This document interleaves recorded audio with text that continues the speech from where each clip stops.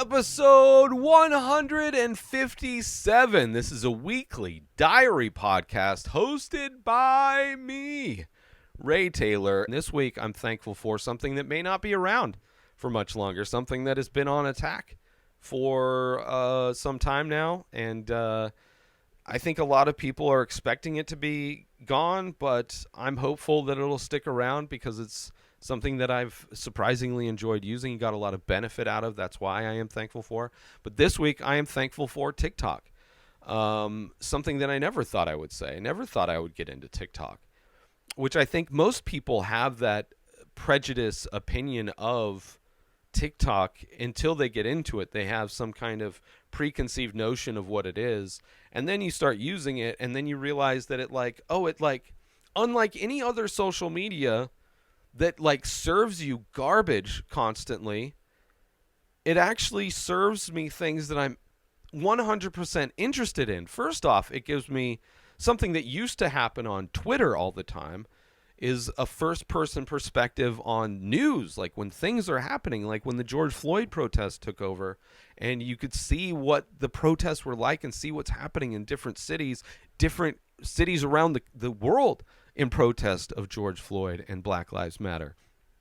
Seeing what's happening in France, seeing what happened recently in Tennessee this past week, seeing what's happening in all these different red states and how fascism is really kind of taking hold.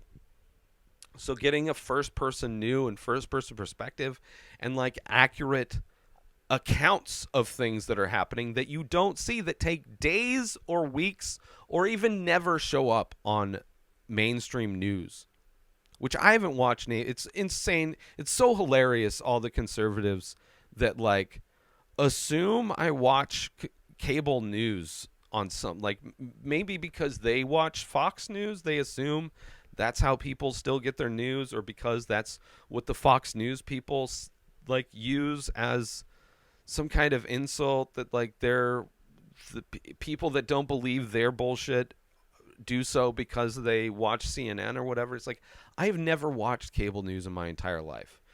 I haven't had cable since 2007, right? It's 2023, right? I've been getting my news from online sources for the majority of my life, and now I'm getting it through firsthand accounts of what's going on. So you want to say what I'm seeing and what I'm talking about is bullshit, then you are probably the one that has some kind of propaganda filter on whatever it is news network you're watching. But I always find it hilarious. I've never watched. I'm 43 years old this year. I've never watched cable news networks.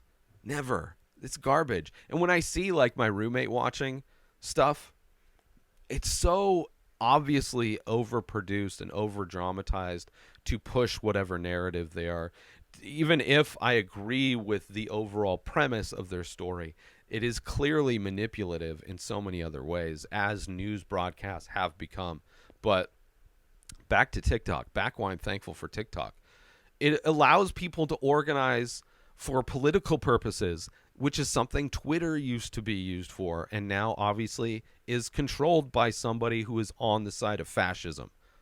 You have people organizing for protests, people organizing for unions, people organizing to expose fascist laws and politicians that are being put in place and injustices that are happening around this country or around the world, right?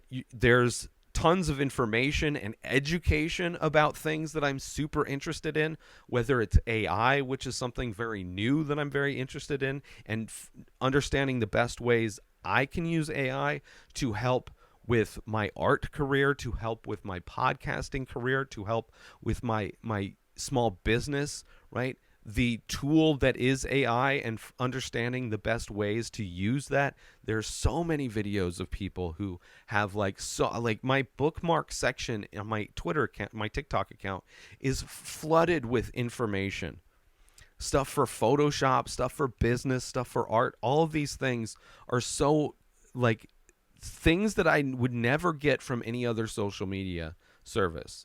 Because all that you see on those other services are people selling stuff, right? Sign up for my AI training seminar. Sign up for my Photoshop tips and tricks mailing list. Like, it's all like not just free information. It's all like, and most of the stuff when people are selling stuff, they don't really know. At least my experience seeing people like selling people on the idea of it being difficult to start a podcast is the most insane thing I've ever heard. I've been podcasting since way before there were like thousands of tools available. Like, you can literally buy a podcasting kit, and there are apps on phones that allow you to set up a podcast in minutes. Like, the ease at which a person can set up a podcast is ridiculous, considering how easy it was back when I started in 2007, 2008, where there weren't any of these tools. But it was still, I started podcasting because it was easy to do, and I wanted to see if I could do it. And I could, and I did. And I've been doing it since then. Countless podcasts, thousands of podcast episodes. So when I see people in 2023 talk about how hard it is, how like you need to take some training thing, or you need to buy their training thing, or you need to like sign up for some like complicated thing on how to be a podcast. Like, that's the most bullshit. And you see most of that stuff on other websites. You don't see that stuff on TikTok. I don't see that stuff. That's not what I'm interested in. I'm not interested in being sold bullshit from small businesses that most of them don't know. Like, these guru people that want to teach you how to do the things, become rich super easy, invest in the crypto super easy, become a millionaire overnight. Like, it's all bullshit. I'm a social media guru. You go to their site, their social media page, and they have like less followers than you. It is like garbage, these people. Also, tons of mental health stuff that a lot of people have seen to help diagnose the issues they have, to hear stories about people who have the same issues as them, to find ways to help cope, to find ways to get help with their issues.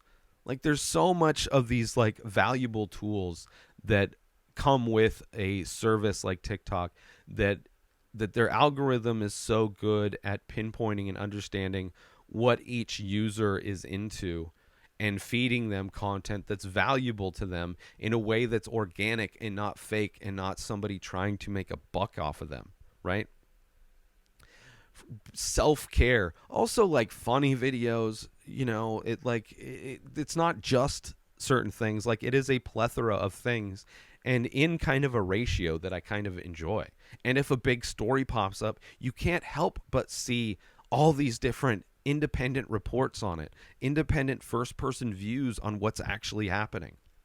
Way before, like, everything else is on a delay. That's why it's hilarious. So many conservative people, there's always like a 1 or 2 day delay on when they respond to shit, because they have to see what their propaganda networks say about a thing, where they finally hear about a thing, and they see so they can regurgitate. And it's always a day or two. You never see them pop off when actual tragic things happen, Like, next week, there will be tons of conservative people online talking about why what happened in Tennessee was good, actually. Like, guaranteed, there is nothing. I have seen nothing as far as that. Although next week, now that they had time to watch their Fox News or their whatever podcast, right-wing podcast, to hear whatever right-wing talk points they can to justify why 3 Democratic politicians were made to be expelled, that were elected because they stood up to exercise their First Amendment right to protest. And out of those 3, how the 2 black dudes were the ones who were expelled. Meanwhile, they've had people in that Senate that were being investigated for like sex crimes. People that were being investigated and charged with like corruption and fraud and embezzlement. Like, people that actually have done legitimate crimes have sat there with no kind of punishment, but because these people aren't part of the Republican majority of the House in Tennessee, they were expelled because that's the kind of fascist government that's taking over. And that's the thing that even took it took every single news organization a day, 2 days before they even started commenting on it.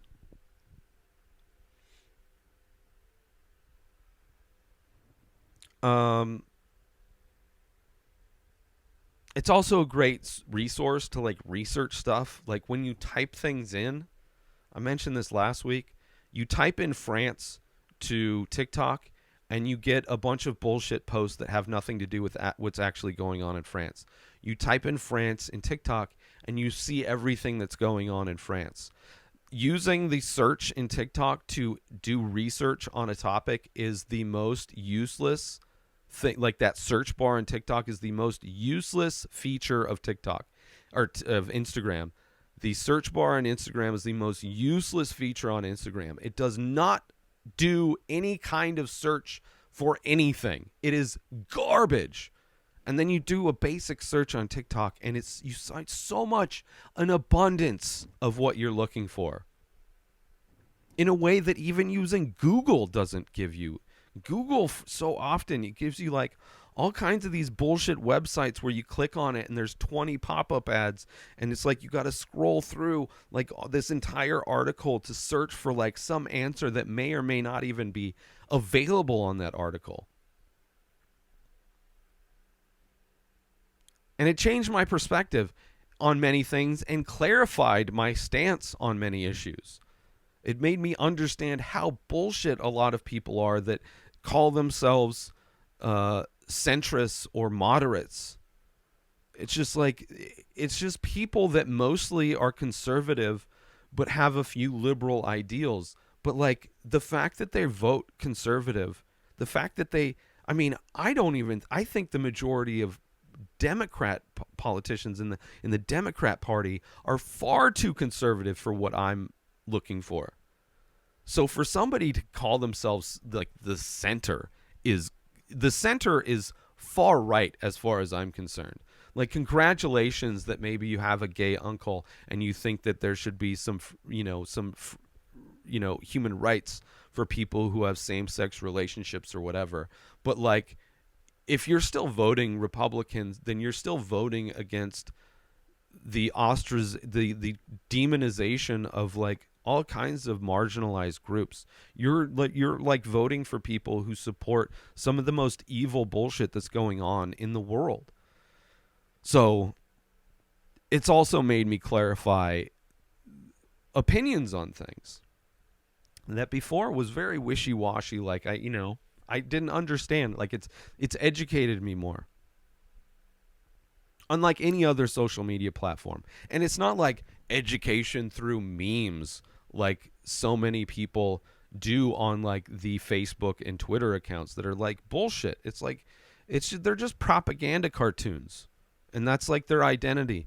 It's so sad to see people's identity be propaganda cartoons, right? And they're passionately angry in agreement with their propaganda cartoons. It is just like mind-blowing. Like that's who you are. That's your identity. That's your personality, right?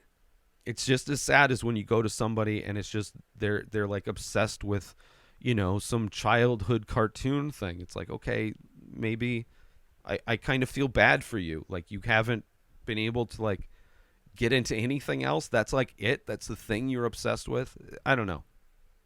At least childhood cartoons aren't like leading to fascism. But anyway, that's what I'm thankful for. TikTok, for as long as it's around. I hope it sticks around. And it is kind of sad that if it does stick around, then it might just end up turning into what everything else has turned into, which is just garbage. Because it's the only social media platform that I actually use. I post on them. I post all my artwork and clips from this podcast on all social media platforms, right? Because they're free to post, even though now most of those things, especially with Meta, you have to pay for people to see your posts. So it's like, I don't even know. I'll probably just shut that down because I'm not going to pay Meta. Meta can suck my dick.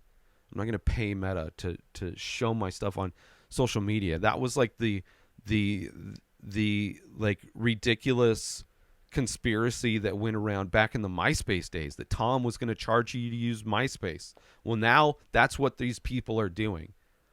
These people that sell your identity, sell your information, Facebook and Instagram, right? They've been doing it far longer, Twitter, far longer than TikTok was even around. So to think that like TikTok is the one and only thing that's selling, like all of your data has been sold from all of these other, you know, companies already. To think that like, anyway, I don't know. I lost track of what I was saying. My brain is done. My voice is done. But in addition to all of that, I am very thankful for all of you, and I'm thankful for the opportunity to connect with you through this podcast and for the chance to share my journey with you as long as I'm able to. Please join the conversation by leaving a comment on your favorite podcast platform or over on youtube.com/inspireddisorder if you are watching these episodes as you can every episode. Thank you for tuning in, and I'll see you next Saturday for another episode of Rayz Dayz. I don't feel like screaming because my voice. Rayz Dayz. New episodes of The Ray Taylor Show come out every single day. Subscribe on YouTube and everywhere our podcasts are found. Binge the full week over at inspireddisorder.com/plus. Buy Ray Taylor Show merch over at inspireddisorder.com. Have a wonderful day, everybody. Peace out! Today is the day where you wake up and you realize that everything that you've been dreaming about, everything that you've been wanting, every goal and wish and hope that you've ever had can become real. Dreams can come true. What you manifest in your mind, you can bring to reality.